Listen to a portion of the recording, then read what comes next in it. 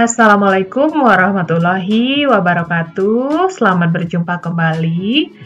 Sekarang kita masih di pertemuan yang terkait dengan akuisisi dan disposisi dari properti, plant, dan equipment pada mata kuliah Akuntansi Keuangan Menengah 1. Ini merupakan lanjutan dari yang sebelumnya kita sudah membahas sampai bagaimana mengkapitalisasi bunga.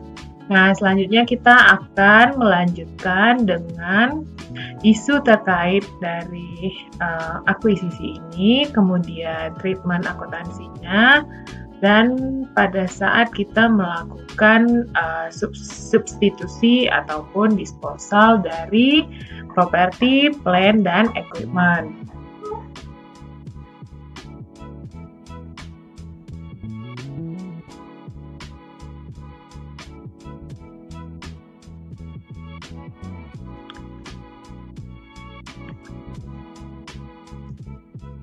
Seperti aset lainnya, perusahaan itu harus mencatat properti, plant, dan equipment ini pada nilai wajar dari apa yang mereka serahkan atau nilai wajar dari yang diterima terkait dengan mana yang lebih jelas nilainya. Namun, proses akuisisi ini terkadang menyulitkan proses perhitungan nilai wajar. Misalnya, sebuah perusahaan dia membeli tanah dan bangunan secara bersama-sama dengan satu harga. Nah, gimana nih kita bisa menentukan berapa nilai tanah dan berapa nilai bangunan? Nah, oleh karena itu kita akan bahas saat ini juga. Oke, yuk simak terus sampai akhir ya. Nah, misalnya ini yang pertama itu ada diskon, cash diskon. Nah, misalnya sebuah perusahaan itu dia membeli aset pabrik dengan cash diskon. Nah, gimana nih perusahaan akan melaporkan diskon tersebut? Perusahaan dia harus mempertimbangkan diskon tersebut sebagai pengurang harga dari pembelian aset. Itu perlakuan terhadap cash discount. Terus yang kedua ada deferred payment contract, di mana perusahaan itu sering membeli aset dengan kontrak kredit jangka panjang, misalnya menggunakan notes atau obligasi, wesel atau lainnya gitu. Untuk menampilkan biaya yang benar, perusahaan itu dia harus memperhitungkan aset yang dibeli dengan kontrak kredit jangka panjang pada saat ini, present value-nya dari kredit jangka panjang tersebut. Dan juga memperhitungkan imbalan yang diharapkan atas kontrak tersebut pada tanggal transaksi saat ini. Nah, misalnya ini kita lihat. Greenhouse Company, dia membeli aset dengan wesel bayar tanpa bunga senilai $10.000 jangka waktu 4 tahun. Perusahaan tidak akan mencatat aset itu sebesar 10.000 ini. Tapi dia akan menghitung present value dari 10.000 ini. Di sini diketahui bahwa tingkat bunganya sebesar 9%. Kita bisa lihat di tabel present value bahwa bunga 9% untuk jangka waktu 4 tahun nilainya adalah 0,70843. Kita kalikan dengan wesel kita 10.000, maka kita bisa tahu bahwa aset yang dibeli oleh Greenhouse Company itu sekarang dicatat sebesar $7.084. Kemudian bagaimana jika pembelian secara lump sum? Masalah yang terjadi ketika perusahaan membeli aset sekaligus seperti pengantar yang udah saya ceritakan tadi. Nah, di sini perusahaan itu dia mengalokasikan total biaya berdasarkan nilai wajar relatifnya. Nah, dengan asumsi biaya ini akan bervariasi sesuai dengan proporsional nilai wajarnya.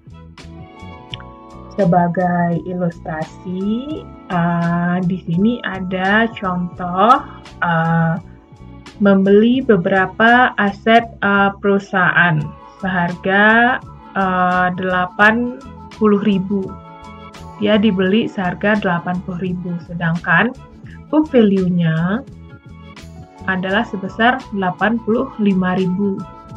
Tapi fair value-nya inventory itu 25, land 25, building 50.000, sehingga totalnya adalah 100.000. Maka alokasi harga beli dari aset yang dibeli secara kelompok ini adalah inventory kita hitung dari fair value dibagi total biayanya, total fair value-nya kita kalikan dengan berapa biaya yang kita keluarkan untuk membelinya secara kelompok. Tadi dia dibeli secara kelompok seharga 80.000. Maka kita mengakui inventory senilai 20.000, land-nya 20.000, dan building-nya 40.000. Nah, kemudian bagaimana jika aset ini dibeli dengan cara menerbitkan saham? Ketika perusahaan dia memperoleh properti dengan menerbitkan sekuritas seperti saham biasa, nilai nominal atau nilai saham dari saham yang diterbitkan tersebut kurang menggambarkan nilai properti itu dengan tepat. Nah, misalnya nih di sini diceritakan bahwa ada Upgrade Living Co. Dia memutuskan untuk membeli beberapa lahan.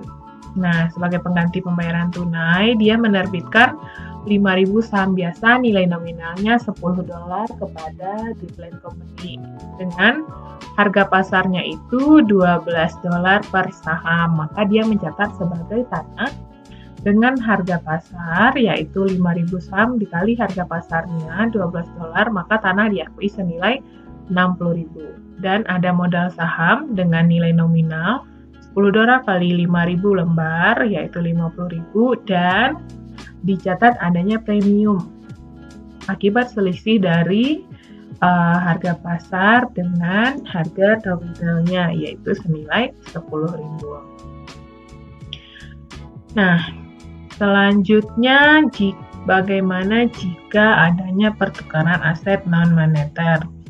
Nah, biasanya perusahaan itu memperhitungkan pertukaran aset non-moneter itu berdasarkan nilai wajar aset yang diserahkan atau nilai wajar aset yang diterima, mana yang lebih jelas.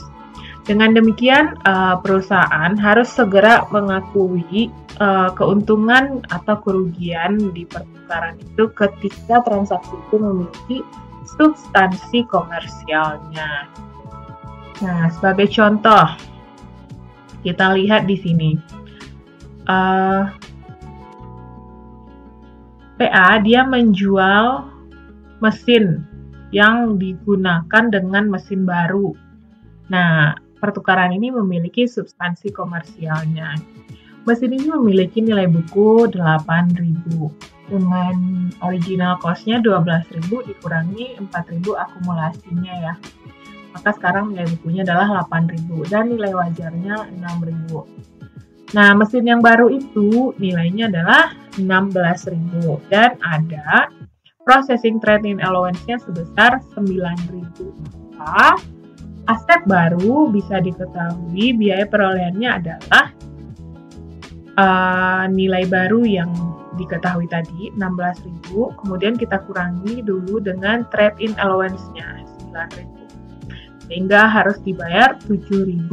Nah, kemudian kita tambahkan dengan fair value dari mesin yang lama. Mesin lama kita masih punya fair value-nya 6.000. Maka harga perolehan aset mesin yang baru itu adalah senilai 13.000. Kemudian jika dia dalam kondisi rugi.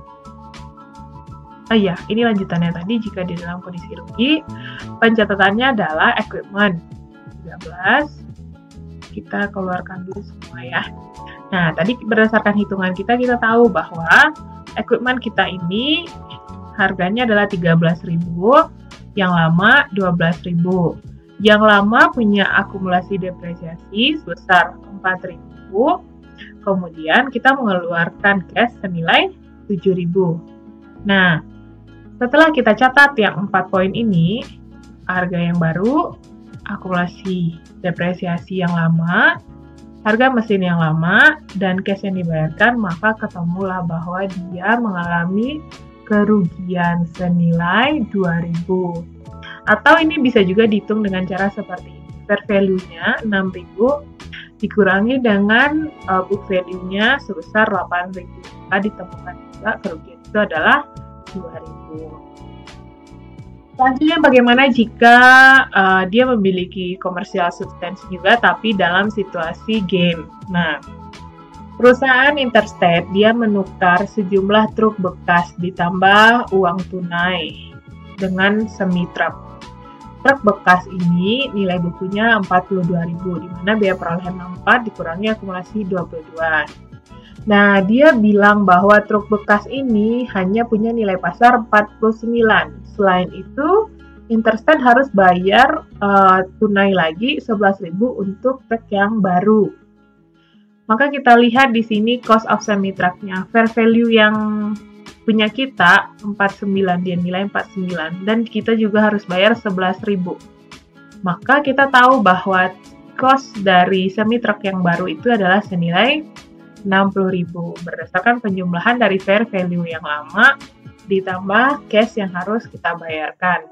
Nah, sekarang kita catat. Truk yang lama, kita tampilkan aja semua. Truk yang lama itu truk yang baru itu 60.000, kemudian truk yang lama 64. Truk yang lama ini kan dulu secara pada saat diperoleh dia didebit ya. Sekarang kita kreditkan agar dia hilang. Nah, truk yang lama dia hilang 64.000, tapi truk yang lama dia punya akumulasi. Kita munculkan juga akumulasi senilai 22.000. Terus kita harus bayar cash sebesar 11.000.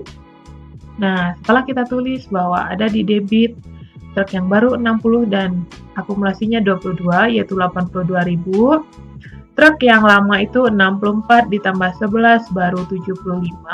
Maka belum balance, muncullah 7.000 berupa gain on disposal of truck tersebut, atau kita juga dihitung seperti ini. Fair value-nya 49, kemudian kita hitung dulu book value, di mana cost-nya itu 64 dikurang akumulasi depresiasi 22. Maka book value-nya adalah 42. Fair value dikurang book value, maka ketemulah gain on disposal-nya senilai 7.000. Nah, setelah aset pabrik itu siap digunakan, perusahaan biasanya mengeluarkan biaya tambahan seperti perbaikan yang biasa hingga perbaikan yang memiliki biaya yang signifikan. Nah, masalah utamanya adalah bagaimana mengalokasikan biaya terkait dengan biaya tambahan ini ke periode waktu yang tepat. Nah, dalam menentukan bagaimana biaya itu harus dialokasikan setelah kita mengakuisisi aset tersebut, perusahaan harus mengikuti kriteria yang sama ketika kita dahulu mendapatkan aset tersebut atau di harga perolehan. Kriterianya sama, artinya biaya tersebut diakui setelah akuisisi sebagai aset ketika biaya tersebut dapat diukur secara andal, dan memiliki manfaat ekonomi di masa depan. Nah, bukti dari manfaat ekonomi yang di masa depan itu adanya masa manfaatnya, kemudian diketahui jumlah produk yang bisa diproduksi dan kualitas dari produk yang akan diproduksi.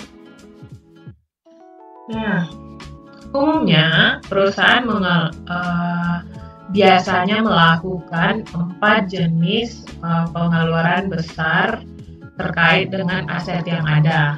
Nah, yang pertama itu ada addition, penambahan atau peningkatan dari perluasan aset yang ada.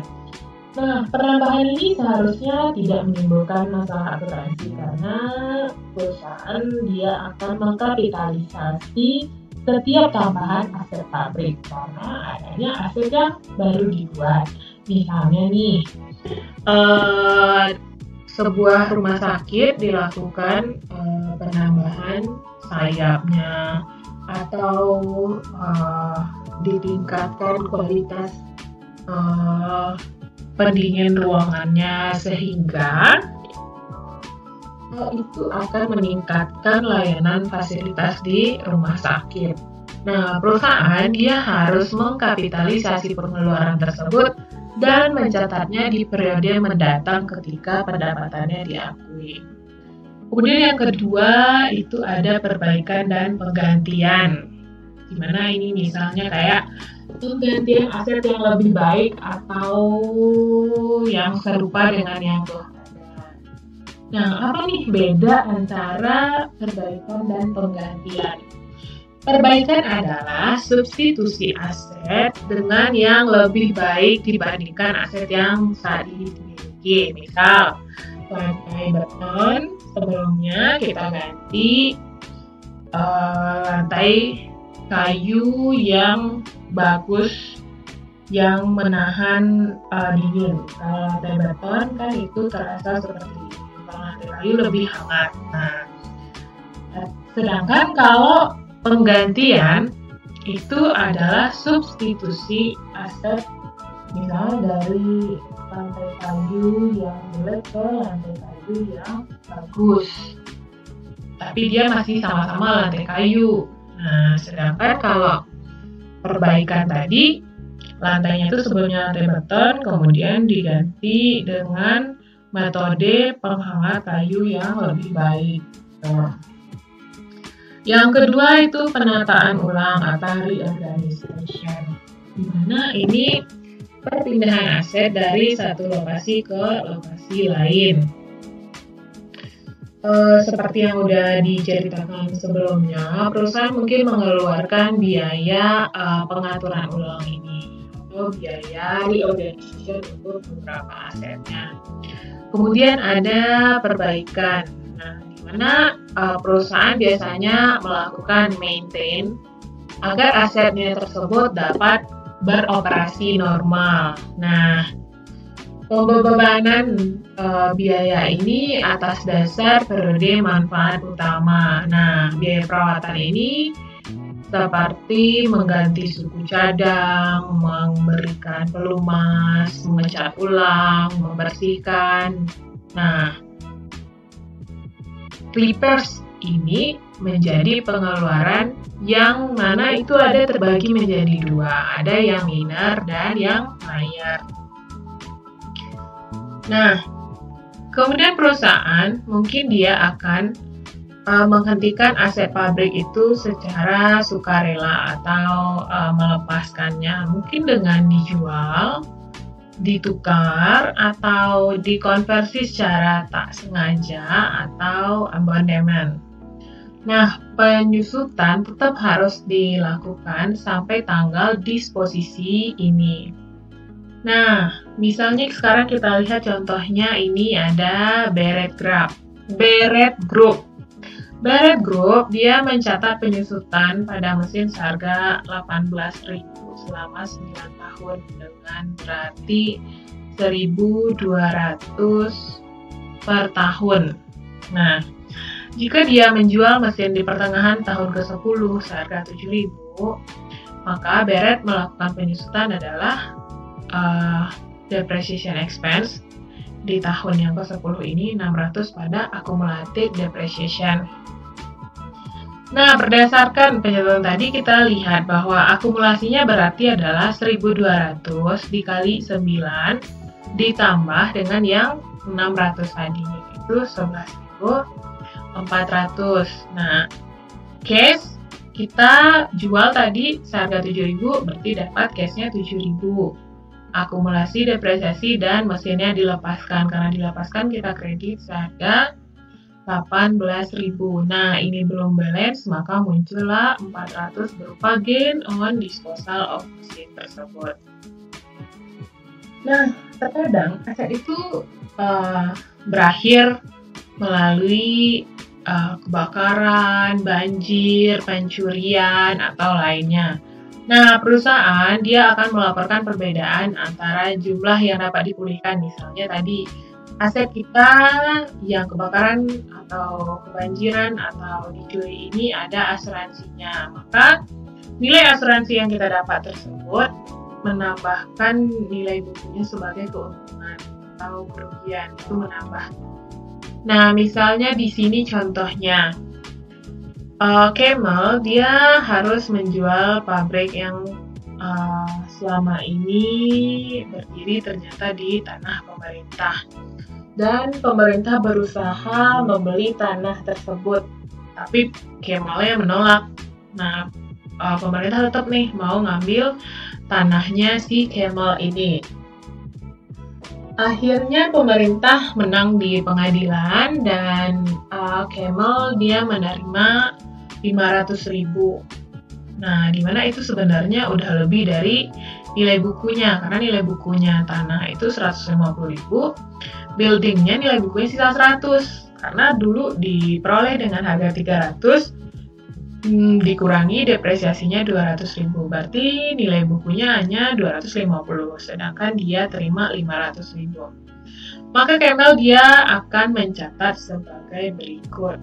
Cash dia terima sebesar 500.000.